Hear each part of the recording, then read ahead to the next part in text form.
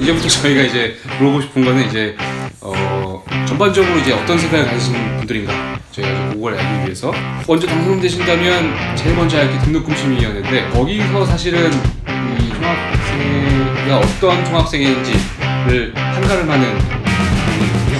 아주 중요한 인물이기도 하고 일단은 그래서 우리 학교 등록금에 대해서 어떻게 생각하십니까?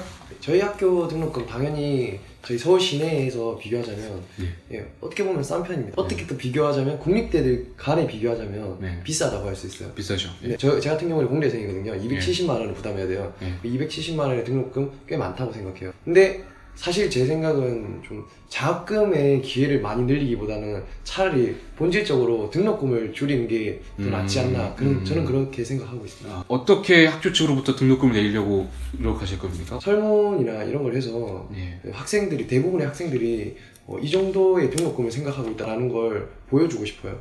그냥 근데 그건 의사 전달로만 끝나는 게 아닌가요? 의사 전달, 저희가 일단 우선 할 수 있는 일이 의사 전달이라고 판단하고 그리고 더 할 수 있는 일이 있다면 한번 논의해서 찾아보고 한번 시행해 볼 생각입니다. 저희가 이 등록금을 중요하게 생각했던 건 뭐냐면 이게 가장 모든 학우들의 고통을 쉽게 줄여줄 수 있는 방법이라고 저는 생각이 들어요. 근데 이제 구체적인 방법을 좀 생각을 해보실 것 같아요. 요즘 들어 그 성적 문제가 불거지고 있는데 우리 학교도 성희롱 성추행 문제가 있고 요즘 들어 뭐 이렇게 남혐, 여혐 뭐 이런 문제도 있는데 그래서 우리 학교도 사실은 남학생이 여성보다 더 많거든요. 그래서 사실 이런 성 문제의 논의를 피해갈 수는 없다고 생각합니다. 그래서 일단은 이 성 문제를 예방하기 위해서 이 총학생회 차원에서 어떻게 도와줄 수 있는 방안들이 있을까요? 성폭력 문제가 이제 피해자 보호 및 가해자 엄중 처벌, 당연히 엄중 처벌해야겠죠. 당연하죠. 타 학생의 인식 개선이라는 측면을 고려해야 돼요. 타 학생들도 엄중 처벌을 가는 모습을 보고 이런 일을 하면 안 되겠다 당연히 그런 인식을 심어줘야 되는 것도 당연하고 성폭력 문제는 개인의 문제가 아니라 공동의 문제라는 거를 이제 인식을 해야 될 때예요. 학생들이 스스로가 이성에 존중하고 이성을 존중하고 배려할 수 있는 분위기를 만들어 나가야 되고 그런 분위기를 만들고 학생들이 성 문제에 대한 인식을 제고시키는 거는 당연히 학생의 몫이라고 저희들의 몫이라고 생각합니다. 성폭행이 발생했을 때 우선 해결 과정에서는 그 피해 학생한테 익명성을 보장해야겠죠.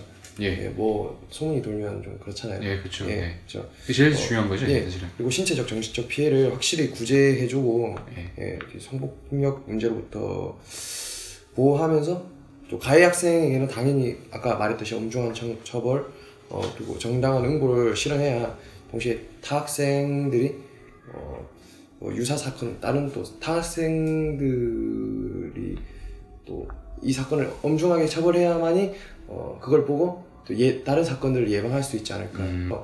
이런 처벌을 했다는 것을 보여주고 저희들이 그걸 알려야겠죠. 알리면 이제 다른 그런 처벌이 있었으면 다른 유사한 그런 문제에 대해서 어느 정도 예방을 할 수 있지 않을까. 다른 한편으로는 저는 이런 걸 좀 말씀드리고 싶은데 다른 학교 같은 경우에는 그런 게 많거든요. 그러니까 성평등위원회 뭐 이런 자치기구들이 굉장히 많고 특히 여자 총학생회도 있는 걸로 많이 알고 있는데 사실 중요한 점이 우리 학교에도 분명히 있어요. 그 성폭행 성희롱 위원회라고 이제 사건이 발생하면 뭐 이렇게 학교 측과 이렇게 하는 위원회가 있는데 사실은 그거 사용하기 너무 힘들죠. 근데 누가 알겠습니까? 그게 있는지도 모르겠고 어떻게 하는지도 모르겠는데 학생들한테 필요한 건 주변에 이런 기구, 학생 자치기구가 있다는 게 상시 설치되어 있다는 게 중요한 건데 이 성문제를 해결하기 위해 이런 자치기구를 설치하는 거에 대해서 어떻게 생각하십니까?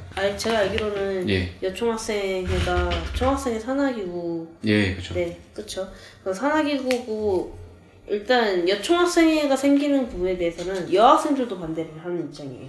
오히려 그 여총학생회라는 그 부분이 경희대 사건에서도 볼 수 있지 약간 그런 부분에 대해서 인식이 조금 나빠졌잖아요. 여총학생이라는 그 이름에 대해서. 그래서 그런지 그런 부분에 대해서도 오히려 여학생들끼리도 의견이 반반 갈리는 입장이라서 여총학생회를 부활시킨다는 부분은 약간은 힘들 것 같고 만약 이거에 대해서 학우들이 절실하게 필요하다라고 생각이 든다면 여총학생회가 아니라 성평등위원회 이런 식으로. 예, 성평등위원회. 네. 예. 왜냐면 여학생들만의 문제가 아니거든요. 그 성적인 문제는. 그렇죠. 그래서 모든 여학생이건 남학생이건 상관없이 그런 평등위원회라는 식의 이름으로 바꿔서 진행이 되어야 된다고 생각합니다. 그 임기 안에 이러한 그 성평등위원회를 이제 설치할 의사가 있으시다고 말씀하시는 거죠? 약간 조심스럽긴 한데 예. 일련의 사건으로 봐서는 조금 필요하지 않나. 필요하지 않나. 네, 싶긴 합니다. 예, 알겠습니다. 일단은 그러면 뭐 여총은 아니고 예, 네. 양성평등위원회, 성평등위원회 형태로 학생들과 논의할 생각이다. 그런 필요가 있다라고 네. 예, 정리하면 될 것 같습니다.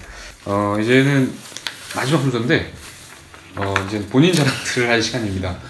왜 우리 8,000명, 약 8,000명에 되는 유권자께서 왜 우리 넘버원 우리 총학생회 후보를 뽑아야 되는지 한번 설명을 해주시죠. 넘버원 총학생회가 제일 우선시하는 이런 메인 컨셉은 이건 소통입니다. 저희 넘버원 총학생회는 진짜 다양한 방법으로 학생들과 소통을 할 준비가 되어 있습니다. 사실은 모든 전 총학생회 후보들이 항상 이런 말씀하셨어요. 어떤 총학생회 후보님은 제가 도서관 앞에서 커피를 타면서 기다리겠다. 한 번도 본 적이 없습니다. 근데 저희가 우선 메인으로 건 만큼 네. 당의 공약에도 아까 설명했듯이 기획하고 있는 부분인데 곽곽 사이트, 각각 사이트 말이 많았잖아요. 예. 한번 활성화 시킬 수 있게 좀 적극적으로 추진해 볼 생각입니다. 만약에 소통하지 않아서 생기는 문제에 대해서 저 러비가 강력하게 비판해도 됩니까? 비판이라도 좋으니까 저희한테 신경 써주시고 저희한테 다가와서 얘기해 주시면 거기에 대해서 항상 들을 자세가 되어 있습니다. 야, 우리 총학생 회장님 입법부자께서는 어떻게 생각하십니까? 우선 일단 제가 나오게 된 이유 자체가 학교 주변 학교에 대해서 불만을 가진 친구들 뭐 그런 이야기를 하려고 나왔는데요. 네. 아마 내년쯤에 되면은 학생들끼리 의견을 표출할 일이 더 많을 거라고 생각해요. 대선이 있기 때문에 아마 여러 가지 단체에서도 이 컨택이 올 테고 여러 가지 부분에 대해서 함께 얘기를 하려고 하거든요.